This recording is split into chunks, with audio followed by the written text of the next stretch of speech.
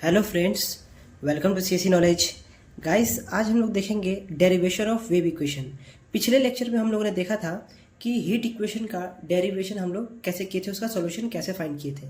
Guys, तो आज हम लोग स्टार्ट करेंगे वेव इक्वेशन का डेरिवेशन। तो आपको पता होगा कि वेव इक्वेशन पहले होता क्या है, ये पता होना चाहिए।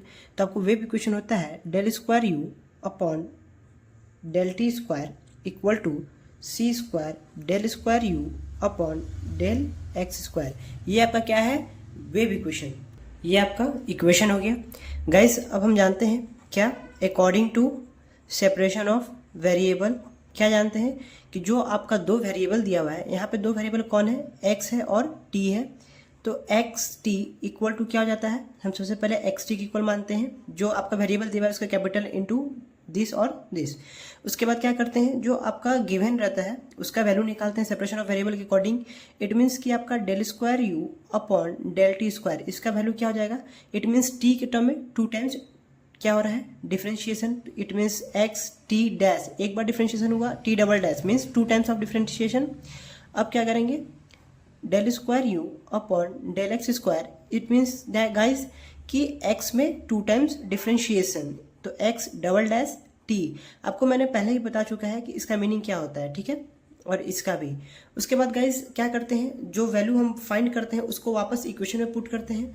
तो del square u upon del t square के जगह क्या पुट कर देंगे, x t double dash equal to c square x double dash t हो जाएगा। देखिए, इसके जगह ये पुट कर दिए और इसके जगह ये पुट कर दिए। उसके बाद वेरिएबल को सेपरेट करते हैं। तो ऑलवेज याद रखिएगा कि x के डबल जो पावर है डबल डिफरेंशिएशन का, उसको हमेशा न्यूमरेटर में रखिएगा। तो क्या हो जाएगा, x double dash by x, ये नीचे जाएगा। ये क्या हो जाएगा, t double dash upon c square T, ये इधर चला गया t डबल डैश में, और ये बाई टी। किसके इक्वल मानते हैं गाइस, प्रूफ करते हैं तो याद करिए, हीट इक्वेशन में किसके बराबर माने थे, k के, तो यहाँ भी k के इक्वल मानेंगे। और फिर सिमिलरली क्या कहेंगे कि find the value of these equations at three values, k equals to 0, k equals to p square and k equals to minus of p square। इस तीनों के वैल्यू पे हम क्या करेंगे, इस इक्वेशन को सॉल्व करेंगे, इस वेरिएबल को सॉल्व करेंगे। तो क्या आ जाएगा, देखिए, when k equals to 0, तो क्या आ जाएगा हमारा इक्वेशन, जो इक्वेशन हमारा बनेगा वो क्या बनेगा, देखिए, x double dash by x equals to 0। आप ये ऑलरेडी सॉल्व कर चुके हैं कल, पिछले लेक्चर में आपने निकाला था क्या, हीट इक्वेशन का डेरिवेशन, तो उसमें हम सॉल्व किए थे। क्या आ जाएगा हमारा, देखिए, इसको आप क्या लिख सकते हैं, x double dash equals to 0, ये तो इधर जाएगा 0 हो जाएगा। इसको आप स्प्लिट करेगा एक्स डबल डैश को, तो ये आपका क्या वैल्यू देगा, ये आपका देगा del square x upon d x square देगा इक्वल्स टू 0। उसके बाद इसका वैल्यू क्या आ जाता था गाइस हमारा, देखिए, उसके बाद जब हम इसको लिखेंगे तो क्या हो जाएगा, del square x equal to 0 dot d x del x square, ऐसे लिख सकते हैं। आप बोलेगा 0 मल्टीप्लाई करेंगे 0 होना चाहिए, ये पिछले बार भी मैंने आपको बताया था। तो इसमें क्या करेंगे, to times integration both side करिए, टू टाइम्स इंटीग्रेशन करेंगे डेल स्क्वायर एक्स, और यहाँ भी टू टाइम्स इंटीग्रेशन करेंगे 0 into del x square.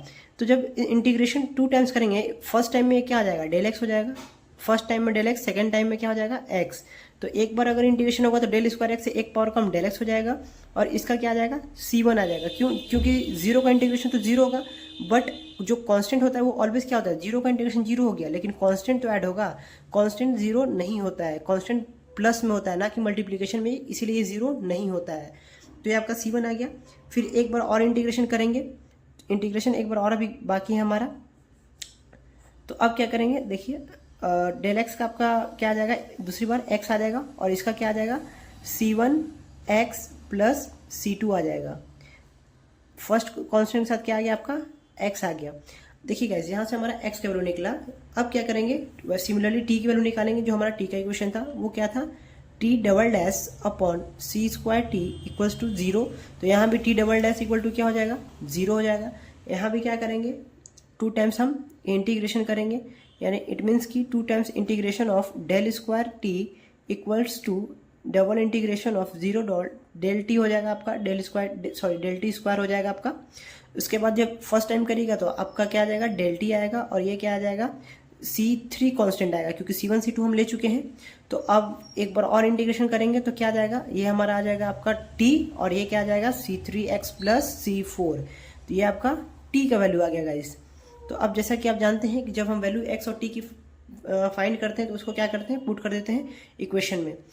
Equation हमारा क्या था, u ऑफ x t के फॉर्म में था, इक्वल टू x t। अब यहाँ x की वैल्यू क्या है हमारा, C1x प्लस C2 है, और t की वैल्यू क्या है हमारा, C3x प्लस C4। ये हमारा किसका वैल्यू हो गया, u of x t at k equals to 0 पे ये वैल्यू आया। अब किसे फाइंड करेंगे हम लोग गाइस, अब फाइंड करते हैं k equal to p square पे। बट यहाँ पे एक बात है गाइस, देखिए यहाँ पे जो हम लोग इंटीग्रेशन कर रहे हैं 0 डॉट डेल टी स्क्वायर कर रहे हैं, इट मीन्स t के रिस्पेक्ट में कर रहे हैं। तो यहाँ पे x नहीं बल्कि क्या आएगा, t आएगा, ये x गलत हो जाएगा। तो यही सब गलती एग्जाम में होता है गाइस, तो इस सबको हमको ध्यान रखना है। और यहाँ पे क्या हो जाएगा हमारा, देखिए C3t plus C4 plus C4। अब क्या करते हैं, हम वैल्यू निकालते हैं at k equals to p square पर निकालेंगे, k equals to p square पे।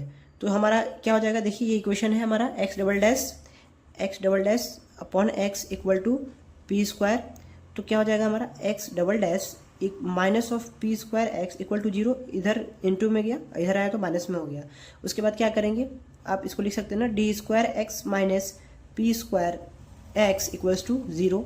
अब यहाँ से क्या करेंगे, x कॉमन लेंगे, तो d square minus P square x equals to 0।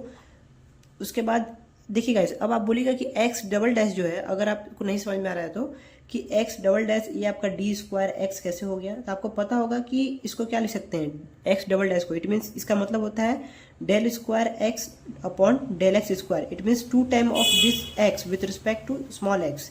ठीक है गाइस, इसीलिए, और डेल अपॉन डेल एक्स को क्या लिखते हैं हम, d लिखते हैं, तो यहाँ स्क्वायर है तो डी स्क्वायर एक्स। ठीक है गाइस, आई होप आपको समझ में आया हो। अब क्या करेंगे, ऑक्सिलरी इक्वेशन बनाएंगे। ऑक्सिलरी इक्वेशन बनाने के लिए d को m में कन्वर्ट कर देते हैं, इक्वल टू 0 कर देते हैं। तो m स्क्वायर इक्वल टू क्या आ गया हमारा, p square, it means m equal to plus minus p आ गया। ये देखिए, ये भी हमारा क्या है, कॉम्प्लीमेंट्री फंक्शन। कॉम्प्लीमेंट्री फंक्शन क्या देगा हमारा, आपका x का वैल्यू देगा। x का वैल्यू कॉम्प्लीमेंट्री फंक्शन से यहाँ निकल जाएगा, क्या हो जाएगा, c1 e की पावर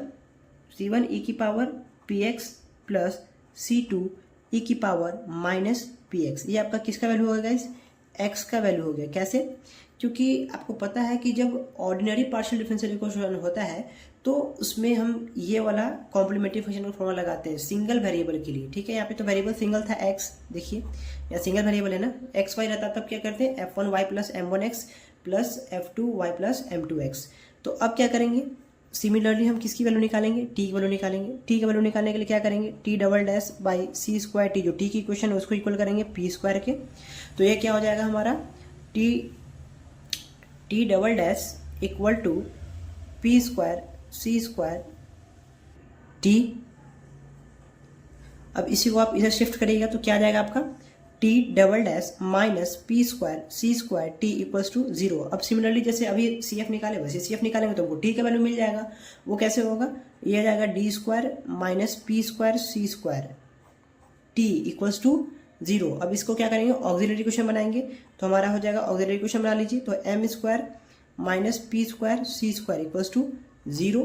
तो एम स्क्वायर बराबर क्या हो जाएगा, P square C square. It means that हमें एम की वैल्यू यहाँ से क्या मिलेगी, एम का वैल्यू मिल जाएगा P C plus minus P C मिल जाएगा। तो आपका टी का वैल्यू क्या हो जाएगा, अकॉर्डिंग टू कॉम्प्लीमेंट्री फंक्शन आप सी एफ यहाँ पे निकालेंगे तो आपको टी का वैल्यू ये देगा, जैसे यहाँ पे एक्स का वैल्यू दिया। यहाँ पे हम 2 क्वेश्चन ऑलरेडी यूज कर चुके हैं C1 C2, तो अब क्या यूज करेंगे, C3 e की पावर CP t यूज करेंगे। देखिए यहाँ पे भी गलती हो सकता था हम लोग CPx लिख दें, बट टी में फंक्शन है आपका, टी में है ना सारा चीज़ टी में है, तो हम क्या करेंगे CPt लेंगे ना कि CPx लेंगे। ठीक है, C3 e की power CPt plus C4 e की पावर CPt, ये आपका क्या हो गया, माइनस CPt, एक प्लस है एक माइनस है, तो ये आपका t का वैल्यू निकल गया। ठीक है गाइस, तो अब इसको क्या करेंगे, मल्टीप्लाई कर देंगे तो हमें u ऑफ एक्स टी मिल जाएगा। u ऑफ एक्स टी के लिए क्या करेंगे, मल्टीप्लाई करेंगे x इंटू टी। तो हमारा x का वैल्यू है C1 e की power px plus C2 e की पावर माइनस px, और आपका t का वैल्यू क्या है C3 e की पावर CPt प्लस C4e⁻⁻CPT। ये आपका इक्वेशन हो गया गाइस, ये आपका गिवन इक्वेशन हो गया u ऑफ एक्स टी का एट के की किस वैल्यू के लिए, पी स्क्वायर के लिए। हमने किसके लिए फाइंड कर लिया, k इक्वल टू 0 के लिए फाइंड कर लिया u ऑफ एक्स टी, और किसके लिए फाइंड कर लिया, k equal to p square के लिए ये वैल्यू फाइंड कर लिया। तो गाइज अब किस पे निकालेंगे, at k equal to minus P square के लिए निकालेंगे। तो हमारा इक्वेशन था x double dash by x minus of P square. अब क्या करेंगे, सेम काम से सी एफ निकालने का काम करेंगे, plus P square x equals to 0 हो जाएगा आपका। अब क्या करें, तो फ्रेंड्स इसको सॉल्व करिए, क्या आ जाएगा हमारा d square x plus P square x equals to 0। अब यहाँ से एक्स कॉमन लेंगे तो d square plus P square, सारा डेरिवेशन जो भी फॉर्मेट है सब सेम है गाइस, बस आपको अच्छे से समझना है, ठीक है। तो ये क्या आ जाएगा आपका ऑक्सिलरी क्वेश्चन बनाने के बाद। अब क्या करेंगे, नेक्स्ट प्रोसेस हमारा क्या है, ऑक्सिलरी क्वेश्चन बनाने का। तो ये हो जाएगा m square plus P square equals to 0। It means M square equal to minus of P square, it means m equal to plus minus p i. ये आपका इमेजिनरी रूट्स आ जाएगा।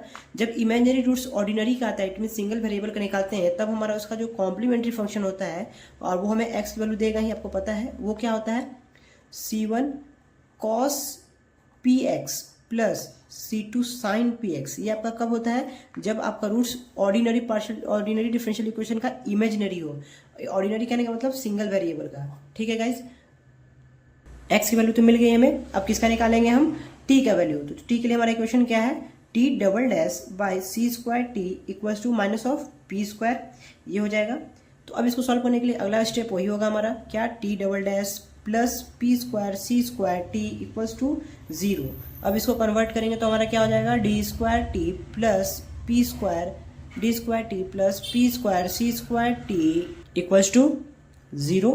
अब यहाँ से टी कॉमन लेंगे तो क्या आ जाएगा हमारा, देखिए यहाँ पे, अब हम यहाँ से टी कॉमन लेंगे तो आ जाएगा d square plus P square C square t equals to 0।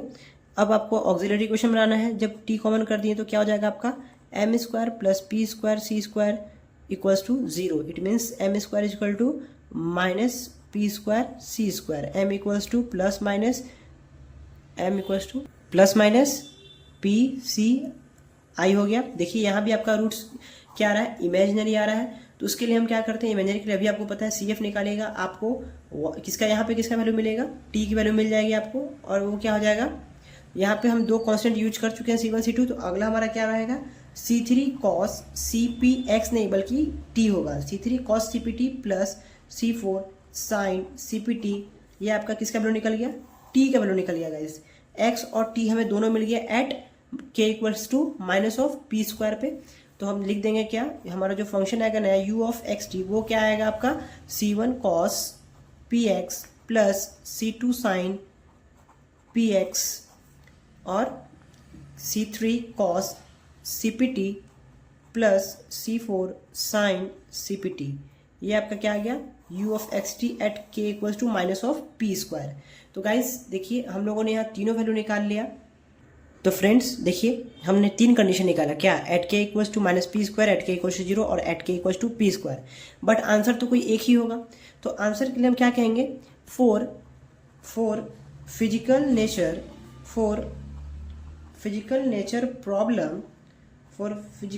Problem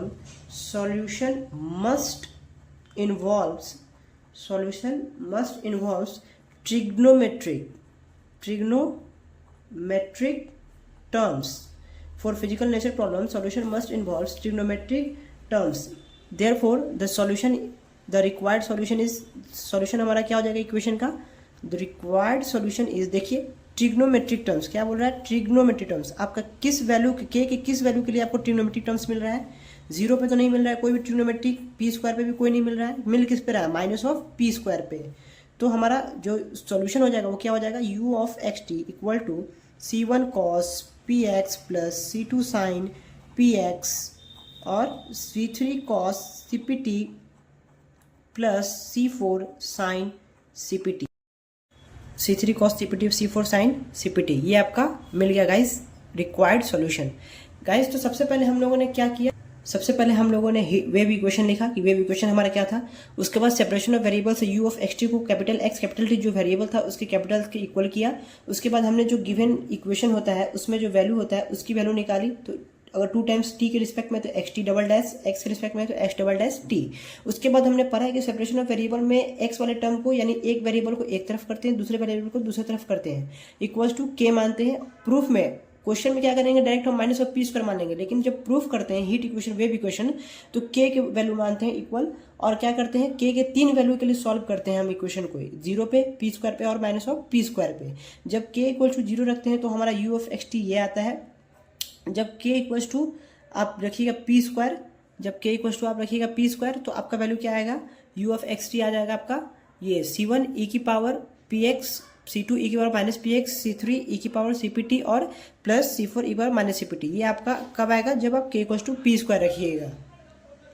और एट के इक्वल्स टू तीसरा क्या था हमारा, माइनस ऑफ पी स्क्वायर। तो माइनस ऑफ पी स्क्वायर पे हमारा एक्स का वैल्यू ये निकला और वाई का और टी का वैल्यू क्या निकल गया हमारा, सॉल्व किए तो ये निकल गया C3 cos CPT। उसके बाद हमारा ये थर्ड इक्वेशन निकला किस वैल्यू पे, k equal to minus P square पे। उसके बाद हम लोगों ने बोला गाइस कि 3 वैल्यू पे जो हमने फाइंड किया हमारा 3 आंसर तो नहीं होगा, आंसर तो कोई एक ही होगा, सॉल्यूशन तो कोई एक ही होगा इक्वेशन का। तो उसके लिए हम कहते हैं कि for physical nature problem solution must involve trigonometric terms, वही हमारा रिक्वायर्ड सॉल्यूशन होता है। तो सॉल्यूशन हमारा जो भी है उसमें देखिए ट्रिग्नोमेट्रिक टर्म्स सिर्फ इसमें आ रहा है जब के equal to minus of P square है, इसीलिए हमारा यू ऑफ एक्स टी हो गया C1 cos P x plus C2 sin P x, C3 cos CPT plus C4 sin CPT। ठीक है गाइस, तो आज के लिए इस लेक्चर में इतना ही रहने देते हैं। आई होप कि आपको ये कंप्लीट डेरिवेशन समझ में आया हो। ये एग्जाम पॉइंट ऑफ व्यू से बहुत ही इंपॉर्टेंट है और इस पे बेस्ड हम लोग क्वेश्चन भी करेंगे, हीट पे वेब पे क्वेश्चन भी करेंगे। ठीक है गाइस, तो इस चैनल को लाइक करिए, सब्सक्राइब करिए, शेयर करिए और अपने दोस्तों तक भी प्रोवाइड करिए ये डेरिवेशन को। ठीक है, थैंक्स।